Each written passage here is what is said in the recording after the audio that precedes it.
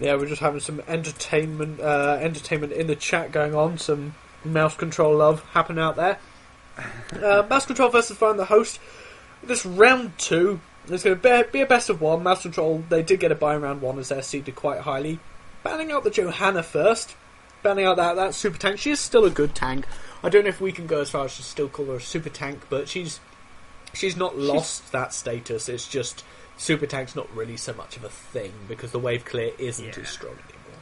I mean, she's still the tankiest of the tanks. Yes. It's like her and Meriden just up there with just highest health pool without talents because of the whole Stitches thing. In fact, mouse control. The host.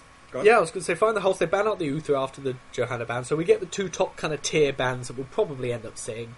Mouse control pick up Leoric, so they still favour that sort of tank. Not going for Stitches immediately, as I expected Razalat to be pushing for. But Find the Host, then they're going with Tyrande. Something they used phenomenally well last game. Yeah, so that Tyrande didn't work for them last time, and obviously they want it again, and this time opting to pick up the Sonya. That's most likely in response to the Leoric, as Sonya's seen as a very, very good counter pick to the Leoric there. Yeah, she does. She can just do so much burst damage. She doesn't have the largest health pool of the warriors. In fact, I think she has the smallest health of all warriors, other than potentially Rexar himself, the hero. And which means that the Drain Hope doesn't steal that much health. On top of not stealing as much health as it does from other warriors, she puts out a lot of damage, provided she can stick to a target. And can she stick to warriors? Yes, she can. So, mouse control, pick up a Reyna. In response, he's just a good solid damage. He's more of a response pick to double warrior or triple warrior compositions, and Sonya tends to fill out that third warrior in the triple warrior comps. But it actually looks to be more of a deny pick, as they have gone with Leoric Meriden, so double tanky warriors. Yeah, so they've got the double tanky warriors, and they've got one of the giant killers there. And it does mean that if Fire and the Host opted to play additional warriors to go with that Sonya, which they're most likely going to look at least picking up one, that Reyna's going to be able to do some work against them. So very good pickup for them there. The Muradin, so as you said, a double warrior comp, that's always working quite nicely. It also feels a little bit like a deny pick, like they're using the Muradin to not let Fire and the Host get it. As more often than not, with the Leoric and the Reyna, we would most likely see Arthas. Arthas being able to bring a lot of self-heal if he wants to. Or alternatively, bringing the Syndra, which can be a fantastic teamfight tool, especially when those Punishers are up. Fire and the Host have their ban and have opted to ban Malfurion. Malfurion, fantastic support there. And they do have the next double pick. So it allows them to pick up the Karazim or whatever other support they really want to run there. And a good shout to ban that. And Mouse Control taking away some damaging options with the Kael'thas. Yeah, I mean, they know they want probably another ranged assassin with this. And if they're not going to go with the ranged assassin, and if they're going to go with a triple warrior plus support, Tyrande isn't the typical ranged assassin. You'll normally get, say, a Reyna or a Vala or a Kael'thas, somebody like that, who provides a kind of a lot of huge damage instead of being more of a team utility, which we see in the Tyrande. In fact, found the Host pick up a second warrior in the form of Tyrael. Unfortunately, third warrior Uther has been banned in the first round by them. He has been banned there, so we're not going to see the warrior Uther coming to play. Yeah, this is mouse control with kind of Rhaegar, Brightwing, Lili choices, and I actually wouldn't mind seeing Tassadar Brightwing coming out here, because Brightwing Karazim, it supports sort of really good on Infernal Shrines because the mana-less sustain that they provide. And you throw in a Tassadar on top of that, Mouse Control are going to have a hard time in dying. I mean, they don't have that much damage with that sort of composition, but they won't die very easily. I have to agree here. I think Brightwing is the correct pickup for Mouse Control. Just the fact that at the moment, Fire and the Host don't really bring any burst damage to the table. Maybe a Karazim's ult if he decides to take that 7-sided strike heroic. But aside from that, it's going to be a very grindy team fight. And the downside to Brightwing is she doesn't have much burst heal, but if you're grinding against some warriors and off support Tyrande, there's not really a lot of burst damage coming your way, and so the Brightwing will be able to do work. Instead, they're opting for the Rhaegar there, and Fire in the Host going to round it out with the Butcher. So I am definitely immediately terrified for mouse control. I am as well. I think that last pick of the Rhaegar has sort of, if they had taken the Brightwing, as I was talking about, Fire in the Host would have had to reconsider picking up this Butcher, because Brightwing's polymorph can really stop the Butcher. As soon as that mark goes down and you know who the Butcher's going to be trying to hit, you can polymorph and he's going to waste that time that's up and you're going to be able to burst him down. But at the moment, Mouse Control have nothing to deal with the Butcher's massive heals. Yeah, I mean, the reason that I think that this is an amazingly smart pick here for Fire in the Host is Sonya is a great warrior counter. Who else is a great warrior counter? The Butcher. Now, on top of that, who does the Butcher combo very well with? Tyrael he combos well with. Tyrande he combos well with. So that's already down on there. You've got double support to keep the Butcher and Sonya alive, and you've got a tank who provides shields for his team. And on top of that, mouse control. I mean, Jaina has Ice Block, Rhaegar dies, Reyna dies, Leoric dies. Muradin might be able to not die, but if somebody gets judgmented on, they are gonna die most likely. No, I don't think... I mean, and if Fire in the Host end up focusing the Jaina past level 13, that will be a complete error on their part. And because they've got a happy Reyna to just immediately kill, and I don't think Ancestral Healing will come down quick enough with the combination that's happening here. I'm not sure if Judgment's the right heroic call here. I mean, I get what you mean with the Judgment being able to dive into that backline, hit those squishies and whatnot, but Sanctification could do a lot of work for Fire in the Host there. The Tyrande Shadowstalk being able to heal up, and just the heals her and Karazim bring. But if Mouse Control did get the jump on Fire in the Host, they could put down a lot of damage and potentially stop that Butcher before he gets going. See, now normally I would agree with you with the whole Sanctification thing, but we've got double support. And I don't think we're going to see Seven-Sided Strike come out. I mean... you think it might be a Divine Palm, Karazim? Seven-Sided Strike or Divine Palm would both work very well here. They don't have a huge amount of burst damage to worry about this Divine Palm. And they do have double warriors, so Seven-Sided Strike could be a thing. But they've got just so much kind of cover healing going on there. Because Sonya and the Butcher both have their own sustain.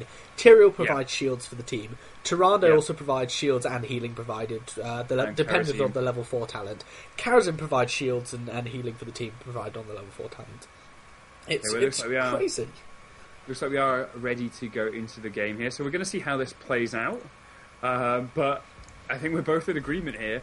mCon eSports feel like they're in an awkward position. And it's going to be an uphill struggle for them. Let's not kind of like downsell them. Mouse Control, well, mCon eSports, as you say, don't have a bad draft. I just think Fire in the Host draft is specifically and particularly good against Mouse Control's draft. And I think on this map, Karazim is overall a better support. On top of that, you have Tyrael and Tyrande providing the extra healing. It's crazy. I mean, one of the things you're taking into account when you're drafting are, do your heroes synergize well? Fire in the Host ticked all the boxes there. Their heroes synergize fantastically. And then the other one you look at is, do we counter what our opponents bring? And the answer is yes. So at the moment, everything is against mCon eSports, and it will be fantastic to see them fight back on this.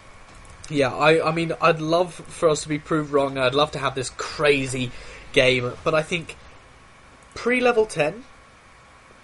I'm just going to bring this back up for me. Pre-level 10, I think that Fire in the Host have an advantage because of the amount of multiple heals coming out from individual heroes and from the team.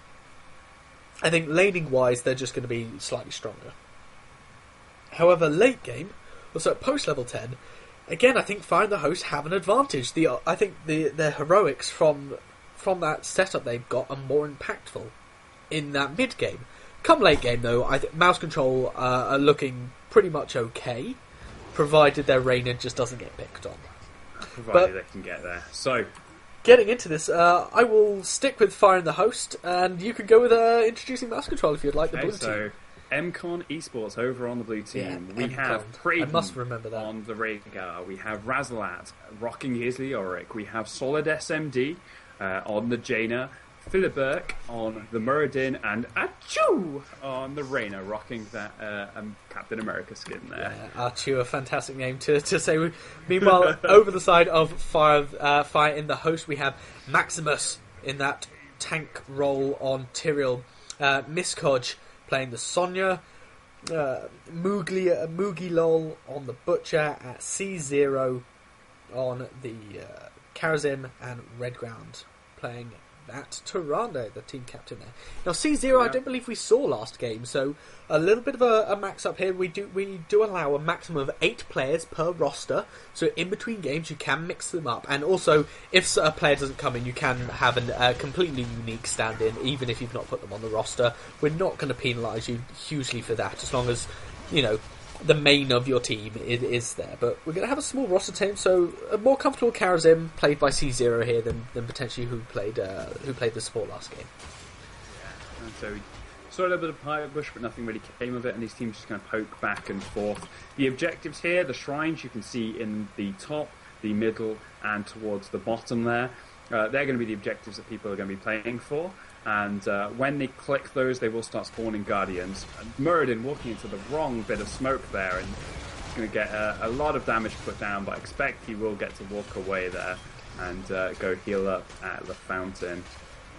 Anyway, what was I talking about? I was talking about these little shrines here. So they're gonna spawn some Guardians. You need to kill 40 of those Guardians, and if you do, you spawn a Punisher. There's 3 different types of Punisher: Arcane, Frozen, and Barrage, or Mortar, I believe it's called. Yep. And if you've ever played Diablo, you'll know these things exactly. Arcane, Enchanted, Mortar, and Frozen. It's just the good stuff. We'll let you see them in action, and the first shrine is now active. Teams can look to rotate about. It doesn't start spawning the Guardians till somebody walks up and clicks it. So Razalat going to go start those Guardians here, and everybody is going to collapse. We expect he'll probably walk away with that Wraith Walk, as he doesn't really want to fight 1 versus 5. Yeah, we're going to have Philibert jumping in. I think we'll let you take most of the fights this game. If that's okay, so, I'm going to be lazy. No, that's fine. So very nice stun there by Philibert. Maximus falling below. Misoj is off on the side trying to get in and get some damage down, but Jaina getting caught out, and it's going to be the first to fall there. A little bit scrap, a Wraith Walk there for Razalat to get him out, and it does look as though mCon are going to try and back out, which will probably mean that Fire in the Host can pick up a number of these Guardians while mCon gets some health. And are they going to re-engage? No, it looks like they're going to go push on the mid and bot lane, instead get themselves some more experience. So very nice grab there with the Ancient Spear, but Kraden able to run away in that Ghost Wolf form. It's just going to be a wait now until they do hit the 40 Guardians, and we can see which Punisher's going to come and play. Well, it's going to be the Arcane Enchanted. If you see the crystal on top of the shrine, whatever colour that is going to be the Guardian, the Punisher that spawns. Purple is Arcane Enchanted or Arcane Punisher. Orange is Mortar, and blue is obviously Frozen by process of elimination. You learn something new every day. So yeah, and now interesting thing to note, as we see the Punisher jumping in on Philibert there, Punishers don't focus on buildings, they focus on players. And obviously it's focusing the gate now, but it will jump in and stun people and just do a lot of damage and focus on killing the opposite team. Yeah, so unlike most objectives, you do have to push with these guys. You can't fire and forget them, because if the enemy team comes and defends, it's not going to put a lot of structure damage down. You do often need to push and follow up that structure damage there. And something I would like to note, which was done very well and a good way of dealing with the Punisher, I'm just going to linger here for a bit, the positioning.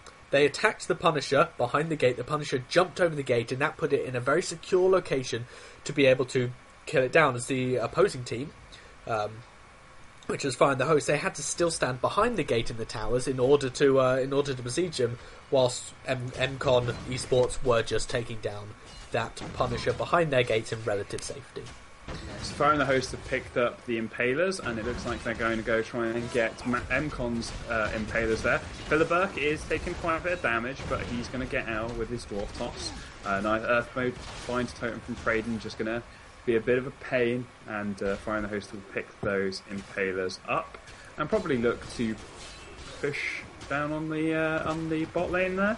It looks as though, no, they're gonna walk away. Yeah, now, interestingly, despite, obviously, it is a double warrior comp, but in all intents and purposes, Sonya is an assassin. She just does so much damage. She's not there to take damage. Tyrael hasn't gone for Regen Master level 1. He's gone with Purge Evil, which is, and then gone into Amplified Healing. So kind of a mix between damage and a tanky build, which you can do either on Tyrael, not normally both. But we will see how that works out for them as the late game approaches.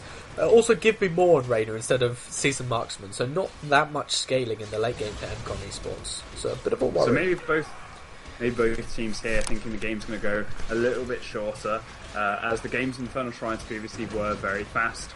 And we got this second shrine up. This one's going to be the Ice, the Frozen Punisher, and mCon just trying to look to get an in, but Philibert is going to get caught by Mugi.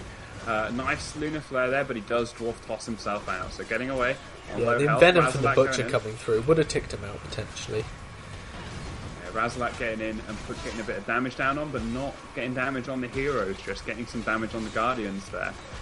And we are on 35 here for Fire in the Host, so it looks as though this next one might be theirs. Good hits there onto Philibert and onto Ashu. They're securing this zone very, very quick, very, very well. And that's going to be a Frozen Punisher. Yeah, I mean, as I was saying, the early game, on this map, Sonya as well, with Whirlwind, able to lifesteal so much, she can barely be moved from a location on a good day. But again, we get this fantastic bait to the Punisher over the wall by attacking it just behind. He jumps over, be able to kill it in the relative safety of your fort, and that's exactly what we see coming out here. And again, it doesn't do that much damage, so another good play by Mouse Control there. They know how to deal with the objectives on this map, and yeah, as we said, the early game is almost certainly going to go in favour of Fire and Host. So they're just picking up those gates, and they're just going to pick up the mid gate while they've got a little bit of a push on it there. So both Punishers allowing the top and bottom gates to be picked up, and a push on mid. It's not as much as we would normally see for a team who's won 2 objectives, so mCon definitely playing this really well. Yeah, they also have a slight experience advantage as well, with Leoric soaking the top lane quite consistently. So just having a quick look as the Heroics have come in. And nothing out of the ordinary there. We're going to have supportal combat in this little bit of smoke here, but mCon are going to interrupt that. A little bit of a scrap there.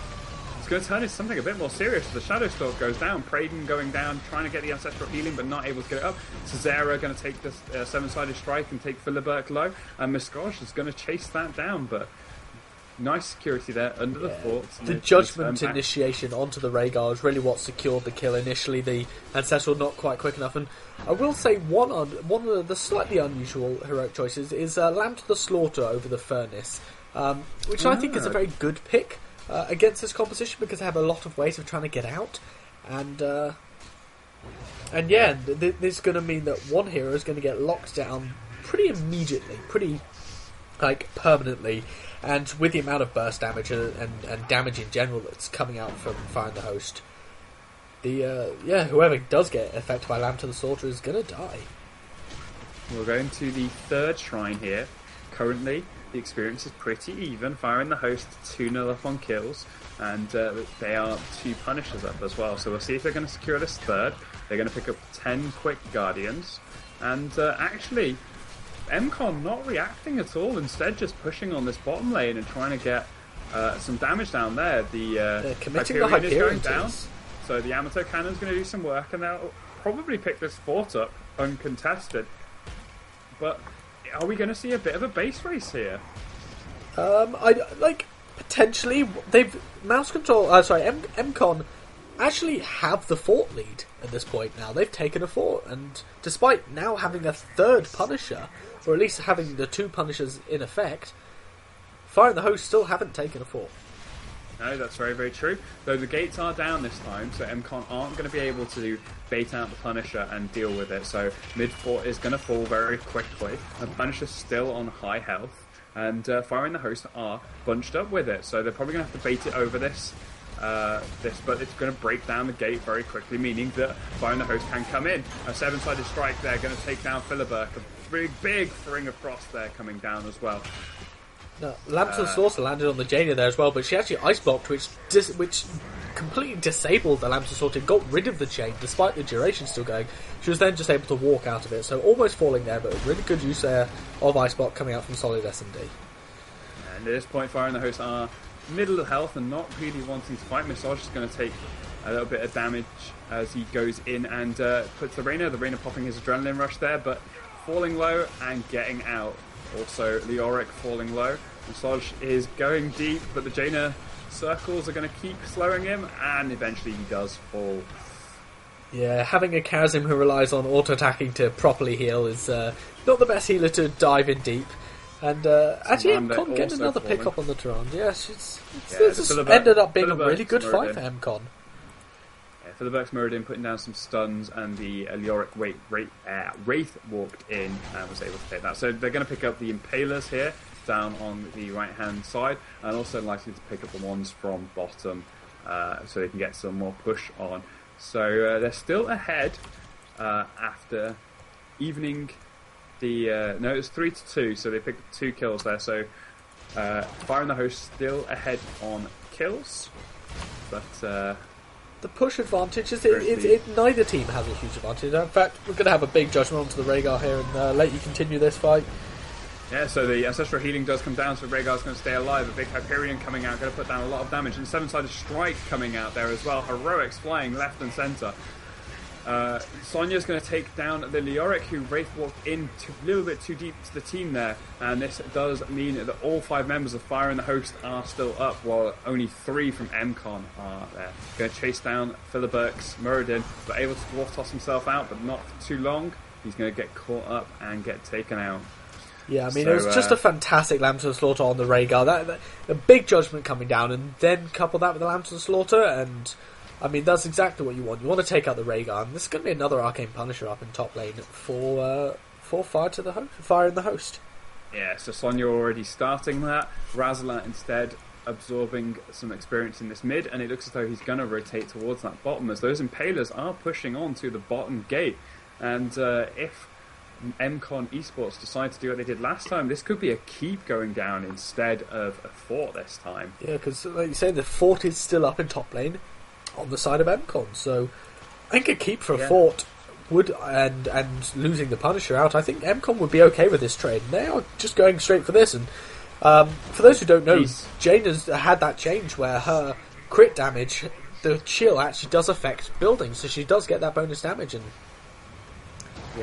that's able to allow her to push very, very effectively. An Ancestral Punisher. The Punishers are getting stronger as the game goes on, as you would expect. But he does have a fort to shoot through before he's going to get anywhere near the keep. And instead, Fire and the Host backing up and defending that keep. So that keep's not going to go down. They're just going to get the gate. And mCon eSports most likely going to have to rotate up and deal with this Punisher before it does too much to their base. Actually getting caught out here. Yeah, Butcher went into the mid lane to clear up the creep wave, and mCon were ready for it. They were waiting nearby, and they just went in and picked him up. And that means this is going to be a pretty effective push, either into the mid. In fact, they're just rotating straight down to the bottom. They're going to trade keep for keep. Yes, but the Tyrael and Sonya are up, and they do still have about a quarter of the health left on this, so they're just going to take it to the core and start putting some damage down to the core. If with a big Hyperion coming out bottom, it doesn't look like anybody's going back. The Muradin is going back, but nice interruption by Cesaro there.